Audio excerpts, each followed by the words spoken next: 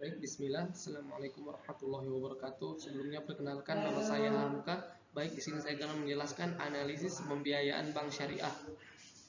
Yang pertama, definisi bank syariah itu sendiri. Bank syariah adalah bank yang beroperasi dengan tidak mengandalkan pada bunga. Bank syariah atau biasa disebut dengan bank tanpa bunga adalah lembaga keuangan perbankan yang operasional dan produknya dikembangkan berlandaskan pada Al-Quran dan hadis Nabi. Dengan kata lain, bank syariah adalah lembaga keuangan yang usaha pokoknya memberikan pembiayaan dan jasa-jasa lainnya dalam lalu lintas pembayaran serta peredaran uang yang pengoperasiannya disesuaikan dengan prinsip syariat Islam. Bank syariah biasa disebut sebagai media intermediasi atau penengah surplus dana, pemilik dana, dan defisit yang membutuhkan dana. Baik, selanjutnya perbedaan bank syariah dan bank konvensional terdapat pada prinsip.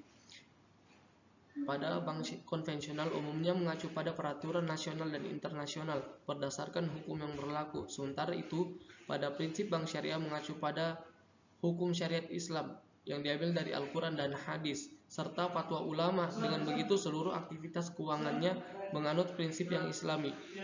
Perbedaan kedua pada sistem operasionalnya. Pada bank konvensional umum memperlakukan penerapan suku bunga dan perjanjian secara umum berdasarkan aturan nasional. Akad antara bank dan nasabah banyak dilakukan berdasarkan kesepakatan jumlah suku bunga. Sedangkan pada bank syariah tidak menerapkan bunga dalam transaksinya.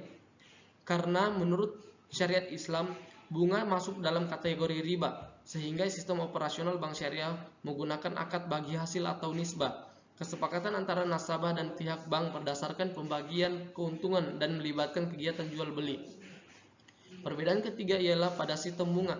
Pada bank konvensional umumnya menggunakan suku bunga sebagai acuan dasar untuk meraih atau mendapatkan keuntungan, sedangkan bank syariah tidak menggunakan suku bunga, tetapi ia mengambil imbalan atau hasil nisbah bagi hasil yang diperoleh dari pembagian keuntungan antara bank dan nasabah.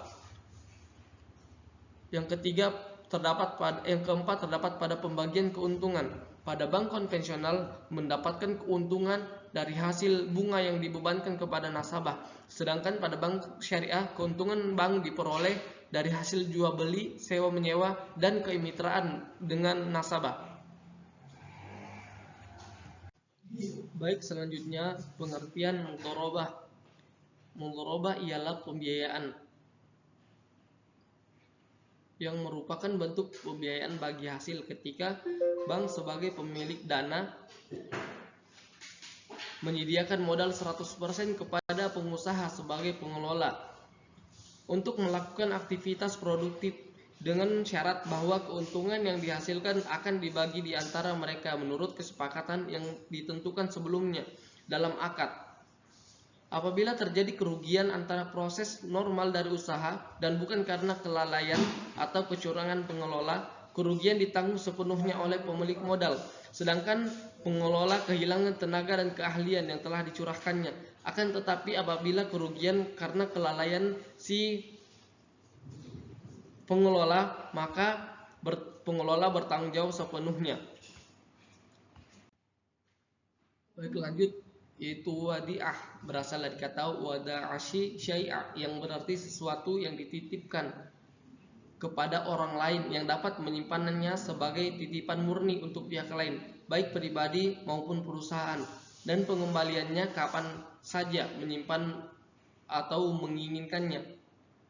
Dalam ekonomi Islam, wadiah adalah titipan nasabah yang harus disimpan dan dikembalikan kapanpun nasabah mau. Bank bertanggung jawab untuk mengembalikan deposit atau akad wadiah. Akad wadiah terbagi menjadi dua, yaitu diantaranya yang pertama wadiah yad al-amanah dan wadiah yad ad-dhamanah. Dan diantara kedua akad di atas yang paling sering digunakan dalam perbankan syariah yaitu akad wadiah yad dhamanah. Baik, lanjut, instrumen pembiayaan ada jual beli yaitu murabahah. Pembiayaan ini merupakan bentuk pembiayaan yang berprinsip pada jual beli yang pada dasarnya merupakan penjualan dengan keuntungan atau margin tertentu yang ditambahkan di atas biaya perolehan. Pembayarannya biasa dilakukan tunai maupun ditangguhkan dan dicicil. Adapun bentuk transaksinya bisa dilihat pada bagan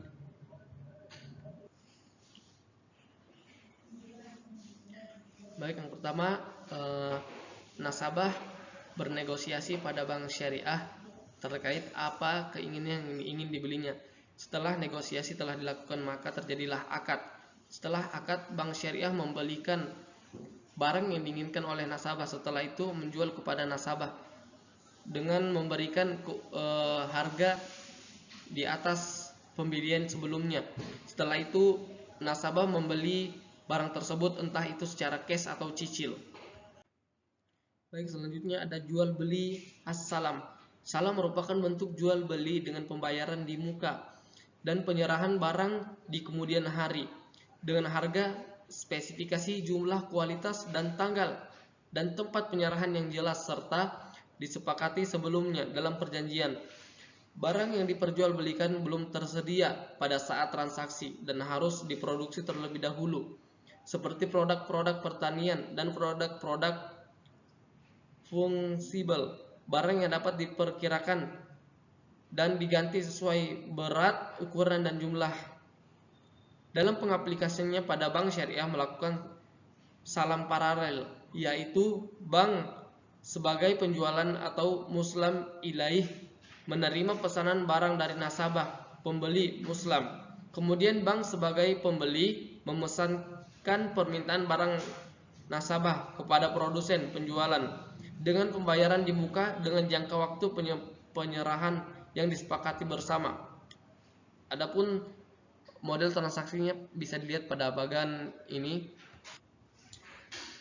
Baik, yang pertama, nasabah melakukan negosiasi kepada bank syariah.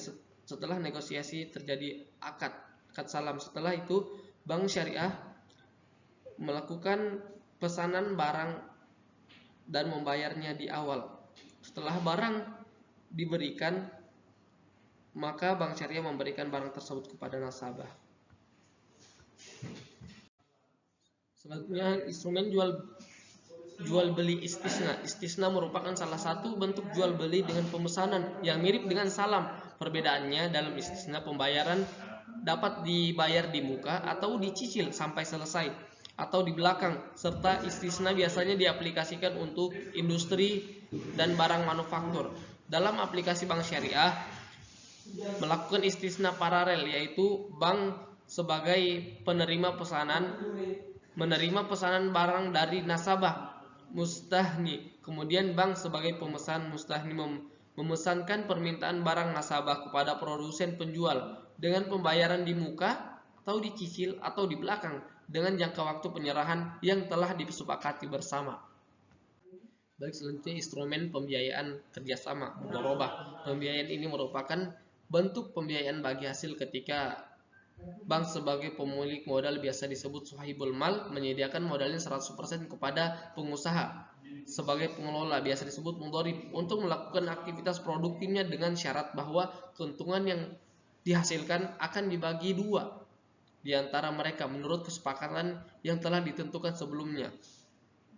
Dalam akad ini, apabila terjadi kerugian karena proses normal, maka semua kerugiannya ditanggung oleh sahibul mal. Akan tetapi apabila kerugiannya disebabkan oleh kelalaian si mudharib, maka mudharib berhak menanggung semua kerugian tersebut.